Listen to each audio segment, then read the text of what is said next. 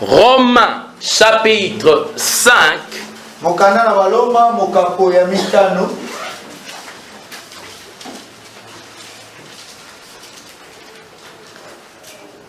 Verset 6 au verset 10.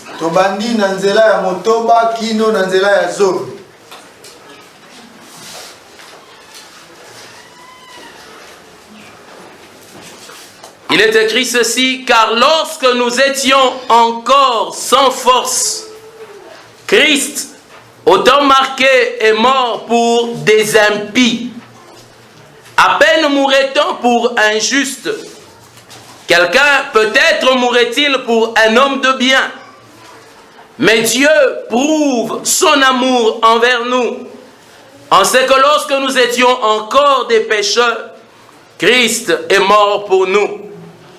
À plus forte raison, donc, à plus forte raison, maintenant que nous sommes justifiés par son sang, serons-nous sauvés par lui de la colère.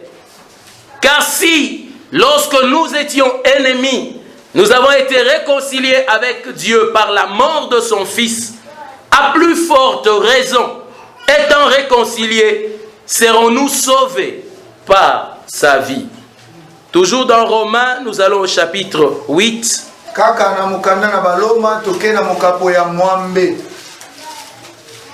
Romains 8. Et nous lisons les versets 31 au verset 32.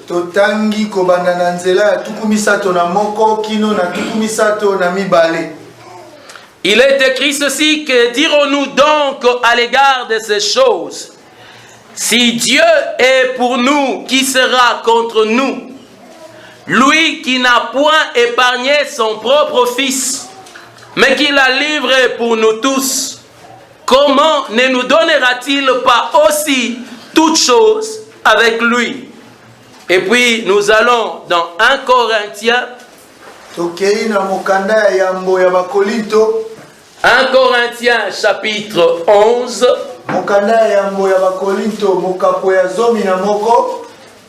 Verset 26.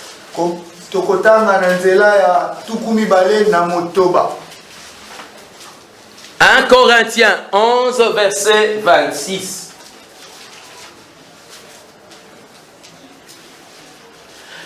Car toutes les fois que vous mangez ce pain et que vous buvez cette coupe, vous annoncez la mort du Seigneur jusqu'à ce qu'il vienne. Amen. Amen. Est-ce que tu peux dire à ton voisin bon appétit?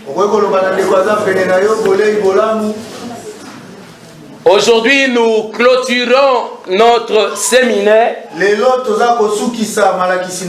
qui avait pour thème sauvé par grâce. Alléluia. Amen. La grâce définie comme une faveur imméritée. Nous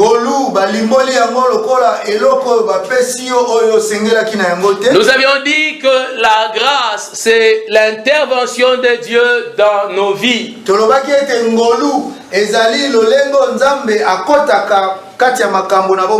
Et nous avions dit que la grâce était signifiée par ces deux mots, mais Dieu.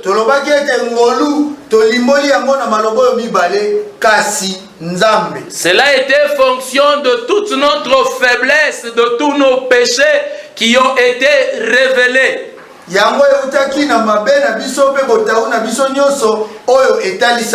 Parce que depuis que nous avions commencé notre marche sur la terre, nous ne faisons que pécher à répétition.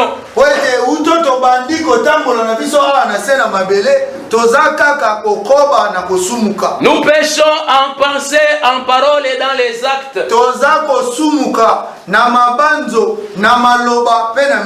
Même au jour où nous décidons que nous n'allons pas pécher, nous péchons. Et devant cela, nous étions condamnés. Et avant même que la condamnation divine ne commence, Satan avait déjà commencé son œuvre. Il est venu, il nous a liés dans l'esclavage. Et même les siens ont cru que c'était de leur droit que de parler sur nous.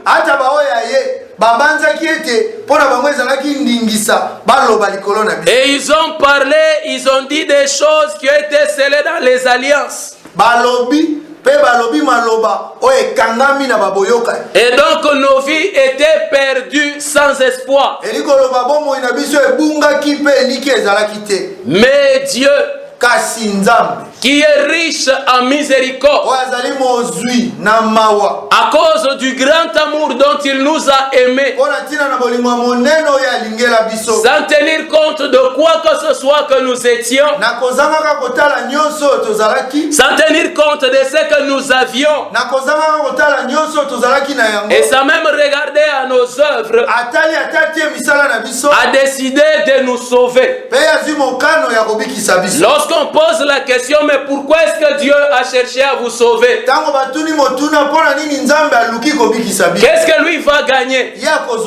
La réponse, c'est rien.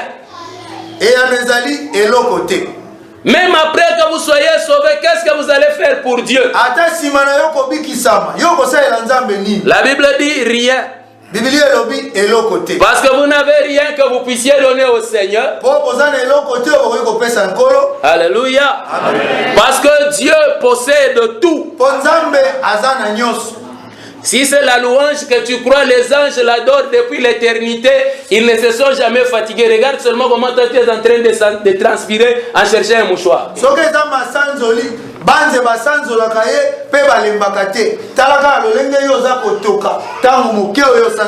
Et tu évites même de trop te donner à la louange parce que tu vas transpirer. Donc si Dieu avait pensé que tu lui donnerais la louange, c'est que Dieu aurait fait un mauvais investissement. Ce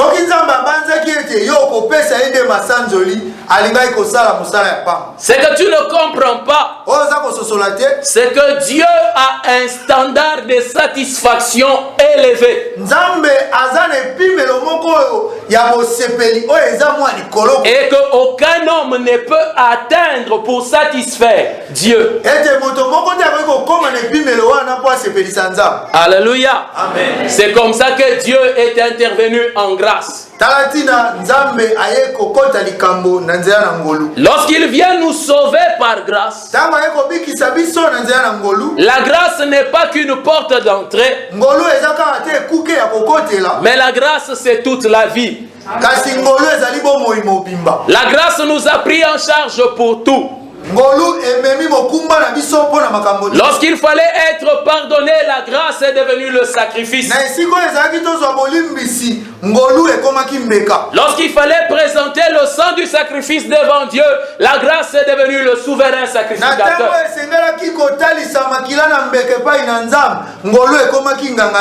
Lorsqu'il fallait faire de nous de nouvelles créatures, la grâce est devenue la parole et l'esprit.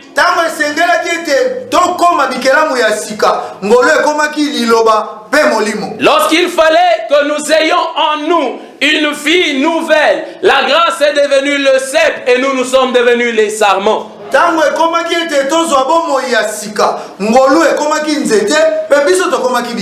La Bible dit que le Dieu de paix vous sanctifie lui-même.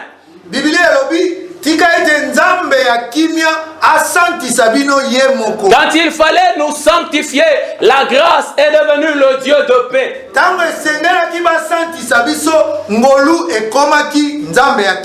Lorsque la tentation s'est levée contre nous, la grâce a fait qu'aucune tentation ne nous arrive qui soit au-delà de nos forces.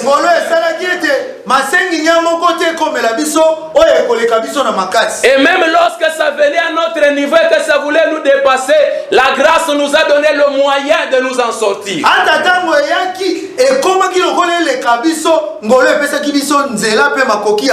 Lorsque l'armée du diable s'est levée pour se mettre en guerre contre nous, la grâce nous a rendus plus que vainqueurs. Plus que vainqueurs, ce n'est pas un résultat, c'est un état. Amen. Si c'était un résultat, il fallait se battre pour y arriver. Alléluia. Nous nous sommes plus que vainqueurs honoris causa.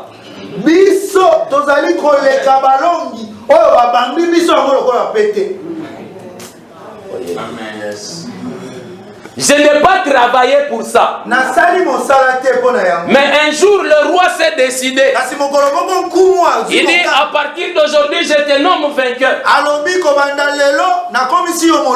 Quand les gens disent, oh, roi, comment tu vois? Vainqueur, c'est après un combat. Alobi, je suis le roi. Je suis souverain. J'ai décidé qu'il soit vainqueur. C'est comme ça. Et il dit, la grâce a décidé, à cause de ce combat-là, je te donne le pouvoir, non pas de combattre, mais de marcher sur. Amen.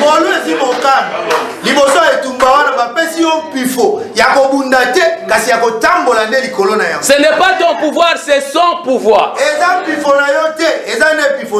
Alléluia. Amen. Et la Bible dit qu'il mettra bientôt le diable sous nos pieds. C'est cela la grâce de Dieu. Et Jude conclut en disant que la grâce a la capacité de nous préserver de toute chute et nous garder irrépréhensibles pour le jour de l'avènement de Jésus.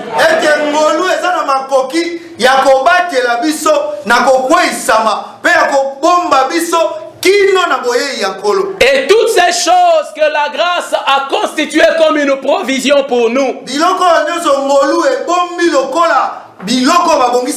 nous y avons accès par la foi. C'est par la foi que ces choses pour lesquelles il a travaillé deviennent nôtres.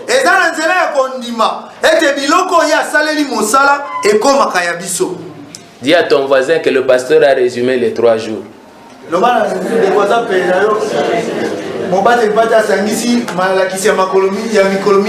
Donc tous ceux qui n'ont pas été là pendant les 3 jours, vous m'apportez une offrande après le culte. C'est le salaire du précepteur. Je vous ai donné des cours particuliers. Alléluia. Amen. La grâce est une faveur imméritée. Et la grâce, c'est une personne, c'est Jésus de Nazareth, qui est venu de la part de Dieu, non seulement étant moi pour annoncer une année de grâce, mais il a rendu possible la grâce dans nos vies par sa propre mort.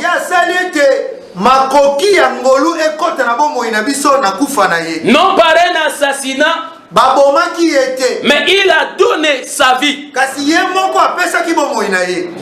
Alléluia. Amen. Et devant toutes les choses que nous avons annoncées comme étant nos bénéfices par la grâce, alors il se pose un problème souvent dans les cœurs des hommes. Non, pasteur, laisse. Tout ça seulement gratuitement comme ça.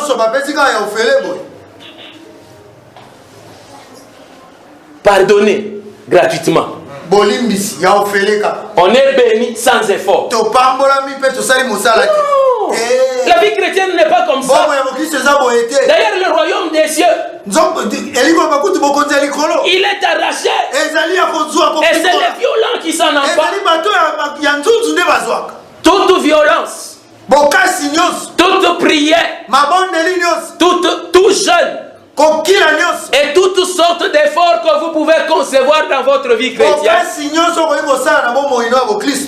ne le concevez pas dans la grâce, vous revenez à la religion et vous méritez que Dieu vous juge selon le standard de sa justice. Or, dans le standard de la justice de Dieu, tu ne réussiras jamais. C'est comme ça que le peuple tourne dans le désert. Parce qu'ils ne croient pas que la terre promise ne sera pas acquise par nos forces, mais c'est Dieu qui combattra pour nous.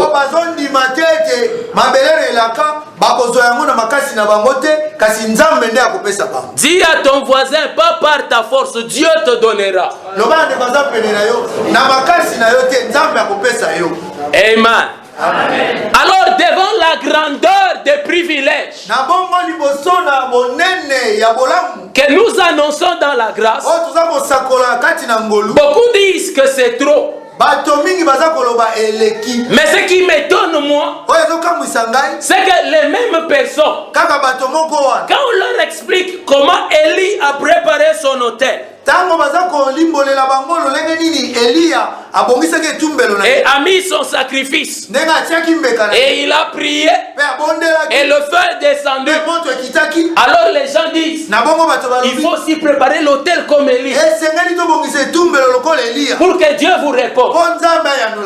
Là tout le monde comprend que quand on prépare l'autel comme Élie, alors Dieu peut envoyer le feu. Réalisez bien l'Ancien Testament. De cette façon-là, il n'y a qu'Élie qui a préparé. Alléluia. Amen. Alors vous ne me direz pas qu'il a été répondu parce qu'il avait bien fait.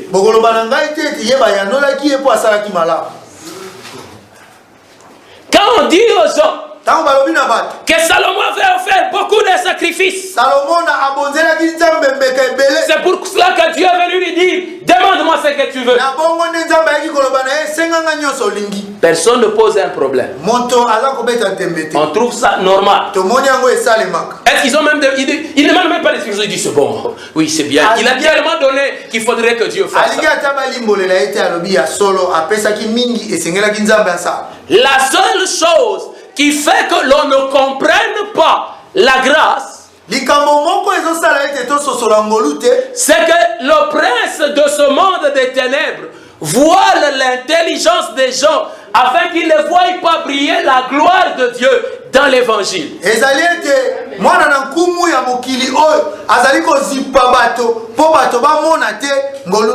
Si Dieu a répondu aussi facilement, aussi intensement à des sacrifices de l'Ancien Testament,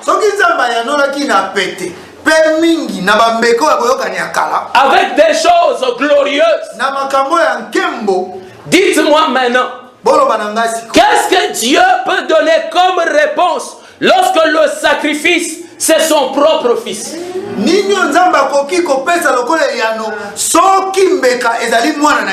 Quand on lui amenait Isaac, il n'a pas pris, mais il s'est tourné vers Abraham. Il dit, comme tu as seulement l'intention, regarde ce que je ferai. Les choses que Dieu confirme, c'est seulement à cause de l'intention, pas d'un acte accompli. Mais le sacrifice de Jésus-Christ, c'est un acte accompli. À combien plus forte raison? Comment pouvez-vous dire que les privilèges là sont trop excessifs? Alléluia. Amen. Une femme est venue avec du parfum.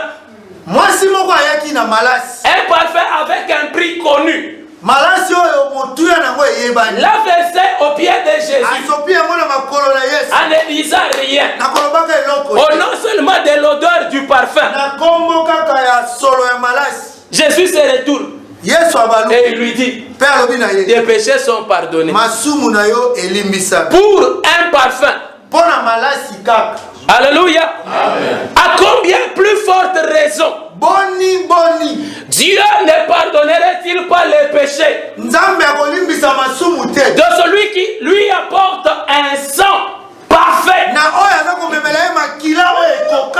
sans tache ni défaut, sans péché, d'un homme qui s'est humilié et qui a accompli la volonté de Dieu. Jésus de Nazareth. Dieu honore nos personnes. Parce que nous ne méritons que la condamnation.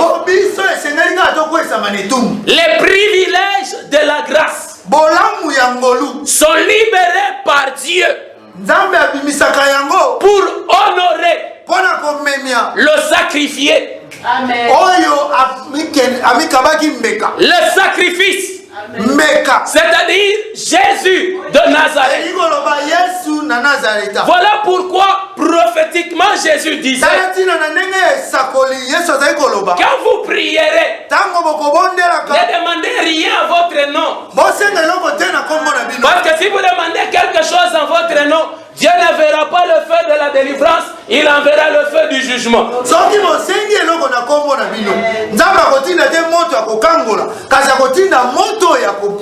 Mais à cause de moi, Dieu vous répondra. Alléluia. Amen. Vous savez, quand Dieu a vu que tout était accompli,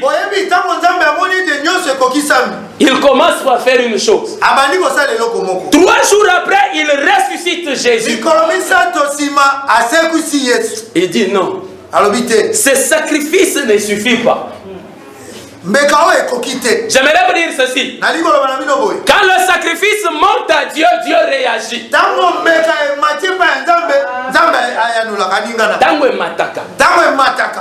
Dieu réagit.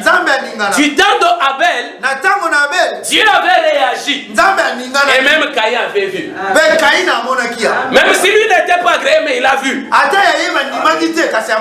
Du temps de Noé, Dieu a agréé un sacrifice. Et il a même ajouté quelque chose dans la création.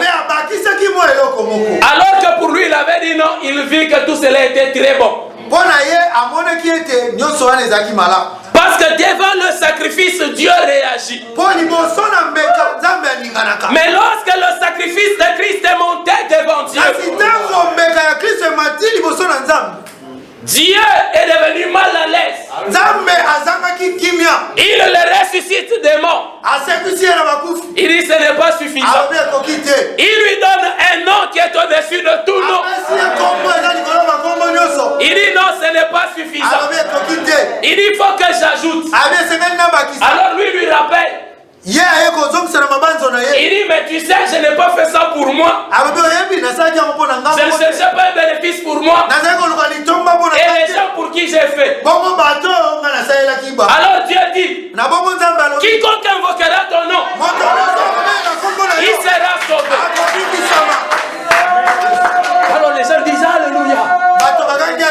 Si nous invoquons le nom de Jésus, nous serons sauvés. Mais Dieu n'est toujours pas tranquille. Il dit mais qu'est-ce qu'il... Je sens que je n'ai pas bien répondu à ce sacrifice. Il dit bon donc si quelqu'un me demande pardon en ton nom, je lui pardonnerai le péché. Alors les hommes crient alléluia. Mais Dieu dit non. Non seulement que je pardonnerai les péchés qu'il a déjà fait, je pardonnerai même ce qu'il fera. À partir du moment où il croit en toi, je décide de fermer les yeux. Ah, pasteur, un Dieu saint qui va fermer les yeux sur les péchés. Je t'informe qui va le faire. Pourquoi? La grandeur de la rançon. La grandeur du sacrifice. Il ne le fait pas à cause de toi. Retiens-le. Je ne te parle pas de toi. Que toi tu sois mauvais, c'est déjà connu. Tu es moins.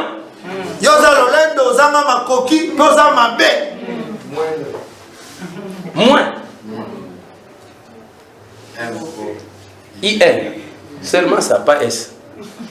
Alléluia. Amen. Ça c'est déjà connu. Alors Dieu dit, je pardonnerai tous ces péchés. Les hommes crient Alléluia. Dieu dit non, ça ne suffit pas. Je ferai encore. Je les justifierai. Vous savez ce que c'est être justifié?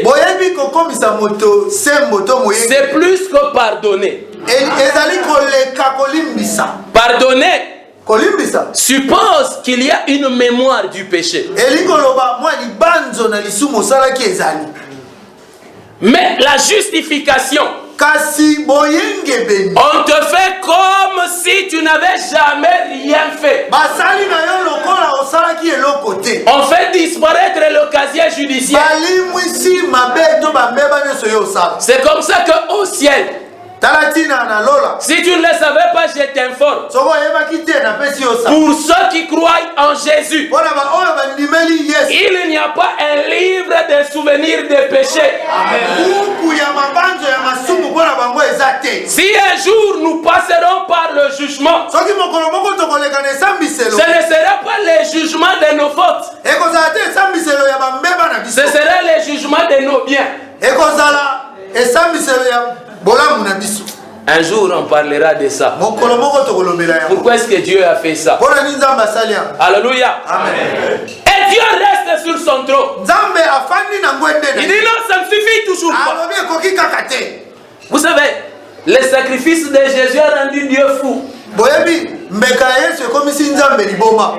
Mais la Bible dit que la folie de Dieu est plus grande que la sagesse des hommes.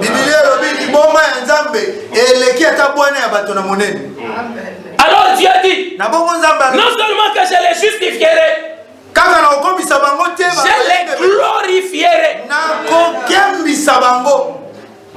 Les gens disent non, pas jusque-là. Tous sont péchés, ils sont privés de la gloire de Dieu. Alors l'Esprit dit oui, mais Christ en vous.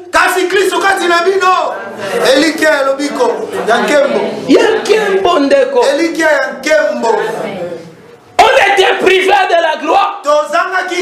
Mais lorsque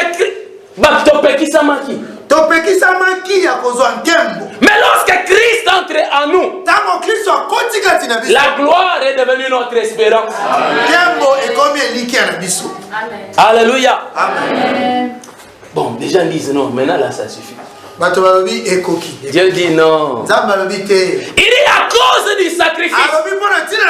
Il nous a délivrés du royaume des ténèbres et nous a transportés dans le royaume du Fils de son amour. La délivrance n'est pas la réponse à tes prières.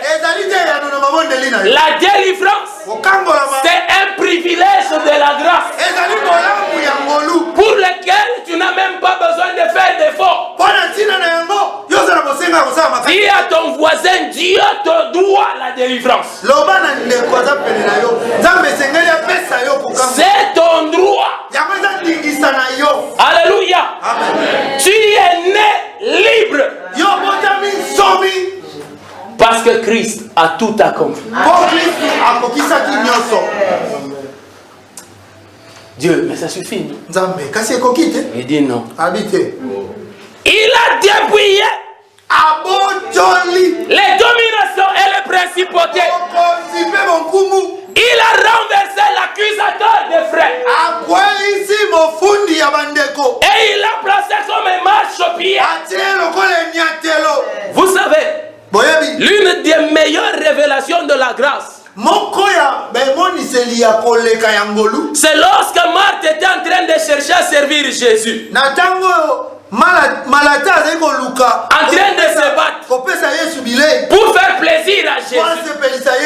Jésus lui dit, Marthe, tu te débats pour rien. Le Fils de l'homme n'est pas venu pour être servi. Tout ce que je veux, mets-toi là. Que moi je te fasse du bien. Alléluia. Dieu est assis sur son trône. Il dit, mais qu'est-ce que je peux faire pour répondre à ce sacrifice? 50 jours après le sacrifice, il déchire les cieux, il répand l'esprit, et il dit, quiconque croira en lui recevra le Saint-Esprit. Et tous ces corps que l'on appelait sous-vêtements légers, fragiles, tous ces corps-là qu'on appelait comme ça, Dieu les rend temple du Saint-Esprit.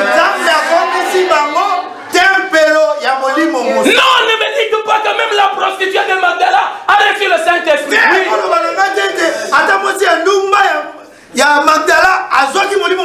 Même Matthieu, l'agent de DGI, celui qui nous a fait souffrir, même lui a reçu le Saint-Esprit. Pierre le pécheur, et qui a même renié le maître. Vous voulez me dire que même lui a reçu? Non seulement il a reçu, mais quand il impose la main, toi aussi tu reçois. Dieu a trouvé que ça ne suffisait. Il vient et dit, donnez-moi un peu les livres de bénédiction que j'avais donné à Abraham. Il dit, mais ça, c'est beaucoup de bénédictions. Il dit, automatiquement, tous les gens qui croient en toi, je leur donne d'être bénéficiaires de toutes ces bénédictions. Non à cause d'eux, non à cause du sang, mais à cause de Jésus. Les privilèges, ils les ont à cause de l'agneau. Et les gens disent, bon, là on peut encore comprendre. Mais ça ne suffit pas à Dieu. Et la Bible dit que Dieu a décidé de nous bénir de toutes sortes de bénédictions spirituelles dans les lieux célestes.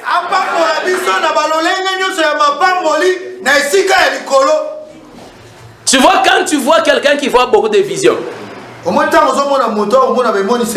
et puis tu deviens là comme convoitant en train de regarder.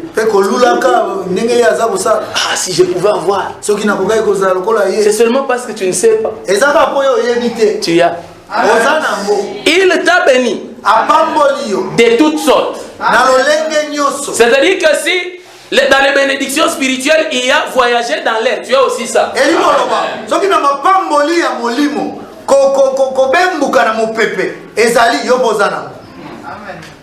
Alléluia. Amen. Chacun selon la mesure de la grâce. Il y en a que Dieu rend spécialiste, mais nous tous nous sommes des généralistes.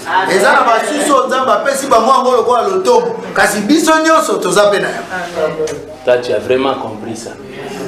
Alléluia. Amen. Parce que qu'est-ce qu'il dit? Aux uns, il donne les dons de guérir les malades. Et à l'autre, ceci, cela. Mais à tous, il dit, voici les miracles qui accompagneront ceux qui auront. Ils imposeront les malades et les malades seront. Ce n'est pas le privilège de ceux qui ont seulement le don de guérison. Mais quiconque croit reçoit cela. Ah, pasteur, on va mettre ça où? Mais est-ce que vous ne comprenez pas? Le problème de Dieu, ce n'est pas l'espace pour contenir ces choses. Le problème de Dieu, c'est que le sang l'a rendu fou. Il dit remplissez et que la coupe déborde.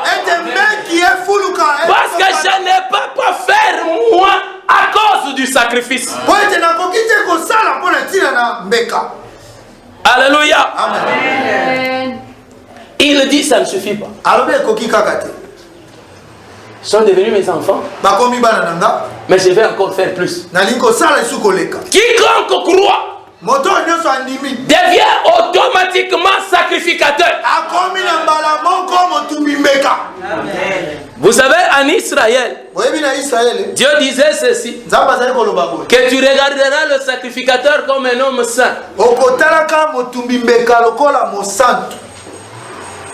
J'ai bien dit. Tu le regarderas. Même s'il n'est pas, mais toi tu vas le regarder.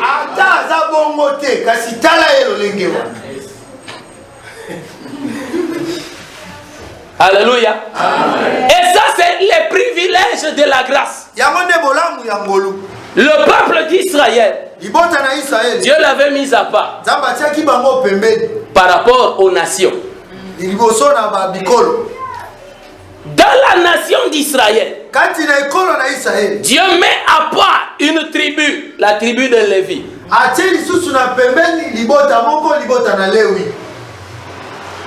la tribu de Lévi, Dieu met à part une famille. La famille d'Aaron. Et il dit ce sont ceux-là qui seront sacrifiés. Par rapport au monde, ces gens sont 3 fois saints. Quelqu'un n'est pas d'accord? Les nations sont là. Une fois on sépare Israël. 2 fois on sépare Lévi. 3 fois on sépare les sacrificateurs. Et ils deviennent 3 fois saints. Donc en devenant sacrificateurs, nous sommes devenus 3 fois saints. Pasteur, ça c'est pour Dieu. D'abord pour Dieu, vous ne lirez jamais quelque part on dit que Dieu est 3 fois saint. On a dit seulement que Dieu est saint, saint, saint. Mais 3 fois saint c'est moi qui dis. Alléluia. Amen. Ne regardez pas ça comme étant trop. Dieu ne le fait pas à cause de vous. Dieu le fait à cause de Jésus. Il honore, il récompense le sacrifice. Alléluia. C'est cela que Dieu honore. Vous savez, beaucoup de gens aimeraient comprendre pourquoi est-ce que nous pouvons recevoir beaucoup. Et ils disent, bon, pour Israël au moins on comprend. C'est le peuple saint. Lisez bien les livres. Lisez le comportement du peuple saint. Romains chapitre 11 au verset 28 révèle pourquoi Dieu aimait Israël. Il dit ceci: ils étaient aimés à cause des pères. Le peuple d'Israël est aimé à cause des pères. Dieu dit: je suis le Dieu d'Abraham, d'Isaac et de Jacob. Tel est mon nom pour l'éternité. Mais Moïse pouvait aussi dire: mais tu es aussi mon Dieu. Oui, oui, je suis ton Dieu, mais le Dieu d'Abraham, d'Isaac et de Jacob. Toi, je ne viens vers toi qu'à cause de tes pères. Amen. C'est comme ça qu'Israël est aimé. C'est la façon de faire de Dieu. Je vous donne un exemple dans la nature. C'est que David veut faire du bien. Il dit appelez-moi Mephibosheth, que je lui fasse du bien à cause de Jonathan. Il était assis à table. Non pas. Donc quand David le regardait, il ne le voyait pas. Il était toujours là tous les jours. Tu as les yeux de Jonathan. Oh mon ami Jonathan. Donnez-lui encore l'argent. Il n'a pas donné à Mephibosheth. Il lui a donné à Jonathan. Mais Jonathan n'est pas là. Alléluia. C'est comme ça que Dieu a fait avec nous. Il ne nous voit pas. Vous savez, c'est cela qui était déjà révélé. Quand Isaac appelle Jacob, il sent l'odeur. Il ne sent pas l'odeur de Jacob. Quand il touche, il ne sent pas le corps de Jacob. Et il le bénit au nom d'Ésaü. Et vous pensez que ça a été fait comme on a cité le mauvais nom, c'est d'aller vers Ésaü.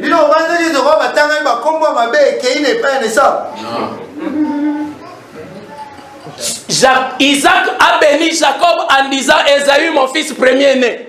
Isaac apambolaki Yakobo na kolobaka Isao mwana na ngai ya liboso. Et vous pensez que Jacob n'a pas été béni? Bobanzete Yakobo apambolaki ou que Jacob était en train de dire non, c'est moi.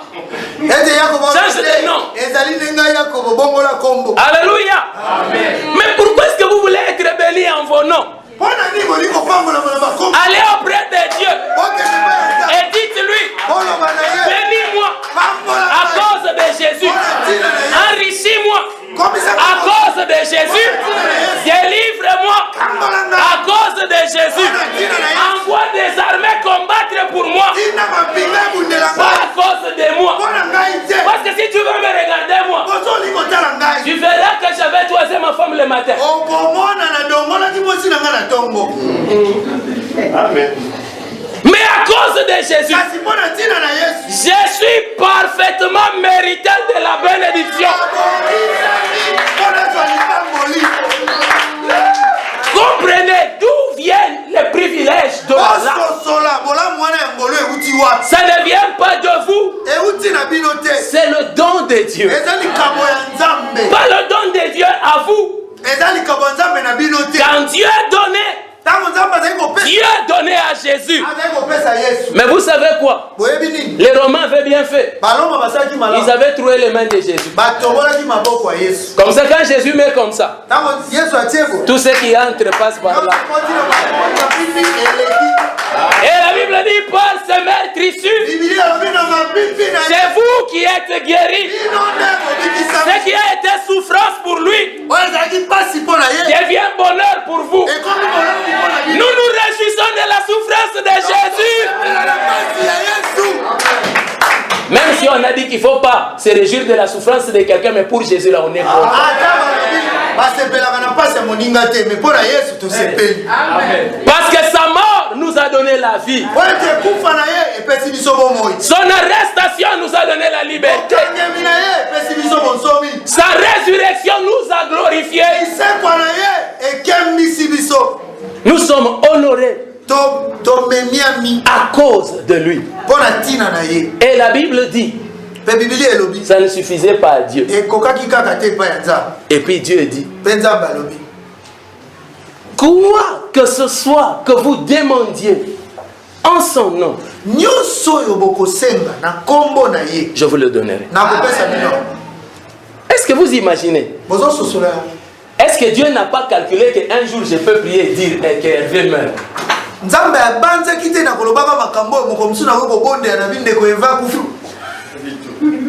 Hein? Vous pensez pas que Dieu n'y avait pas réfléchi? Et qu'un jour je peux passer devant la présidence et je dis Seigneur, je veux cette maison pour moi.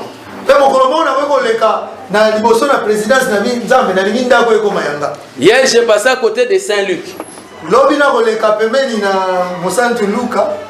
L'église Saint-Luc. Vous savez que nous on n'a pas encore de lieu. Et puis à un moment donné, j'ai dit, mais je peux demander ici. Tout ce que vous demanderez à mon nom.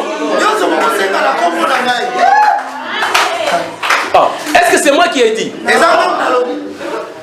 Vous savez, on est très mal programmé dans nos têtes. La programmation que nous avons dans nos têtes, c'est que Dieu ne nous donnera pas tout ce que nous lui demandons. Même quand tu pries, tu n'es pas convaincu qu'il faut que Dieu te donne. Voilà pourquoi je dois t'enseigner la grâce. Afin que chaque fois que Dieu te dira non, que ce soit une exception. Parce que la règle, tout ce que tu demanderas, Dieu doit te le donner. La Bible dit, si Dieu nous a donné son propre fils, comment ne nous donnera-t-il pas une partie des choses avec lui?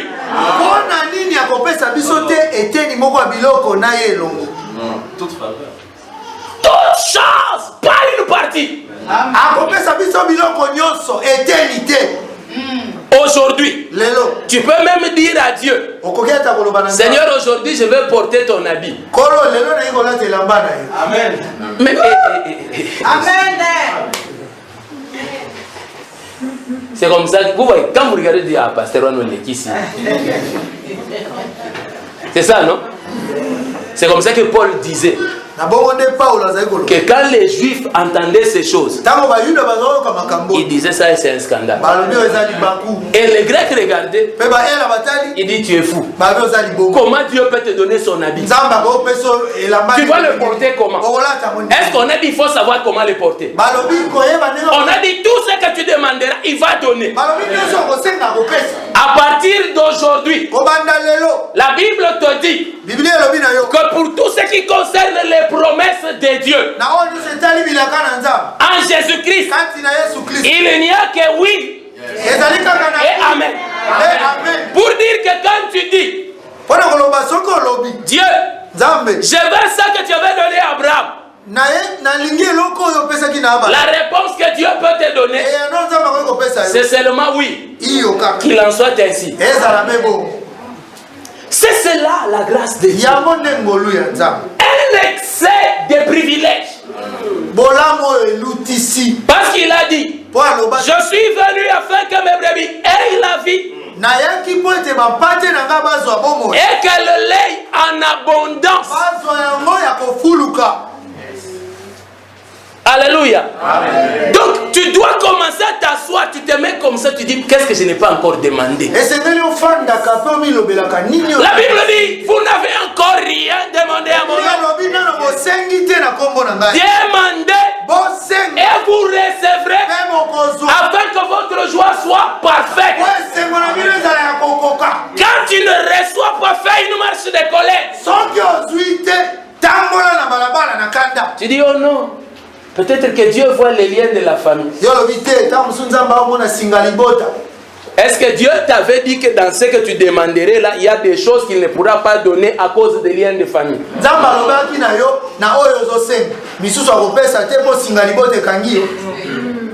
C'est Dieu qui donne. Alors Dieu n'est dépendant de rien. Dieu donne même dans les déserts. Tout le monde conçoit que non, Israël a bu de l'eau qui sortait du rocher. Mais tu peux aussi venir dire, tu dis non Dieu, aujourd'hui l'eau régit des eaux ne donne parce que tu peux sortir l'eau d'ici.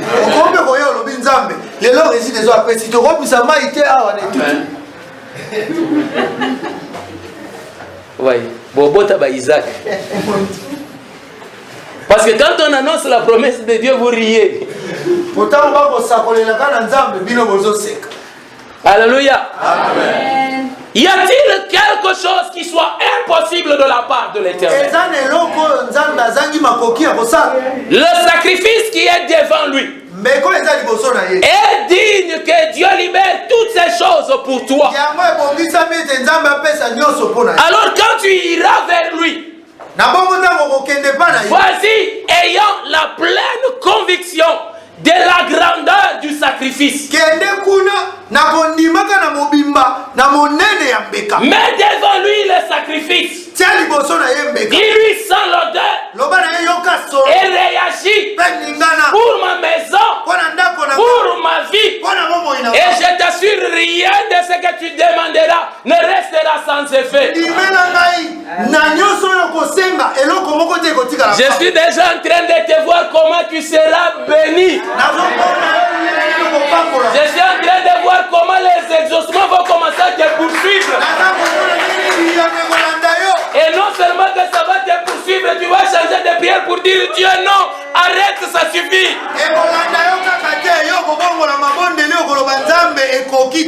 Alléluia. Amen. Dieu n'a pas payé un prix aussi grand pour que nous restions médiocres.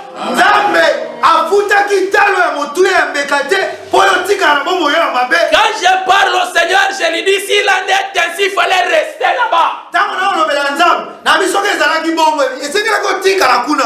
Mais si tu as agréé Christ,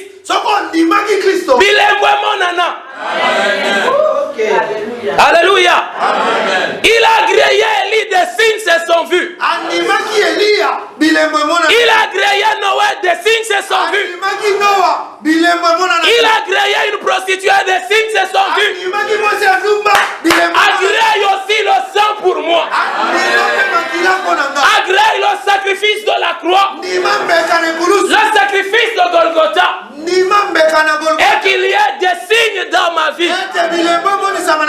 Des miracles, des prodiges, des guérisons, des richesses, des mariages, des enfants, des voyages, des entreprises,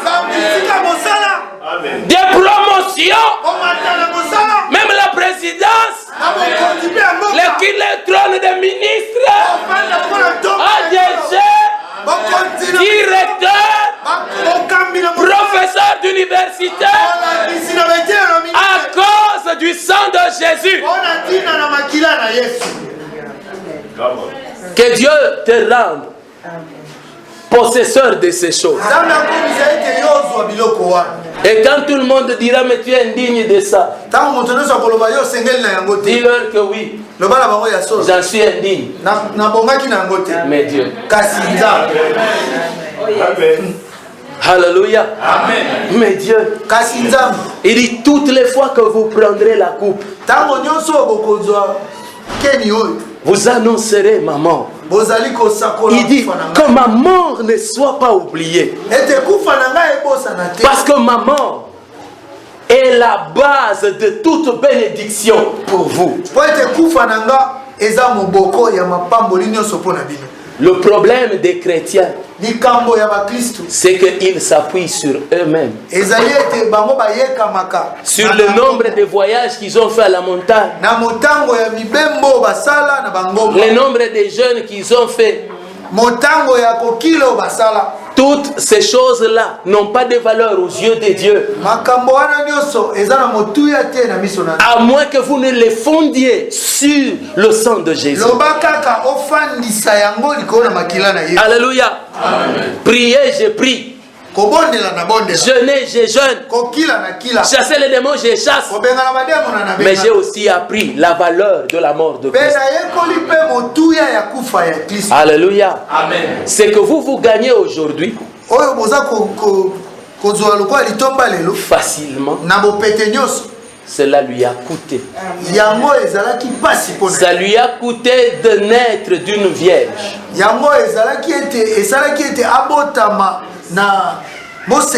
Et quand il vivait, les gens disaient, ça c'est l'enfant que Marie a conçu avant le mariage. Et le Dieu Saint devait supporter ça. Il devait travailler comme un charpentier. Il l'a accepté. Il a vécu comme tout homme. Obligé de prier, de jeûner comme les autres. C'est cela qu'a coûté les privilèges dont je t'ai parlé. Et que tenter de toute manières. Il ne devait pas pécher. Et il payait le prix. Est-ce que vous pouvez imaginer quand le diable vient lui dire, mais tu peux changer les pierres en pain? Il dit, hein?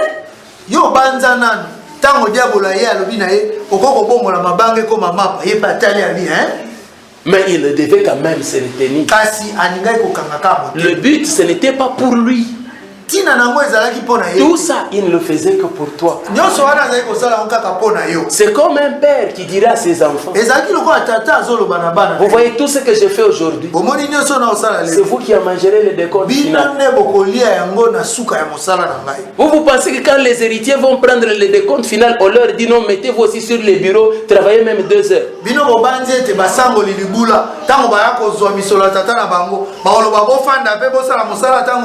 C'est qu'ils prennent aussi facilement en signant un papier seulement. Ça a demandé à leur père de se réveiller tous les jours à 6 heures et d'aller tôt le matin de courir après les taxis des Andes pour être en ville.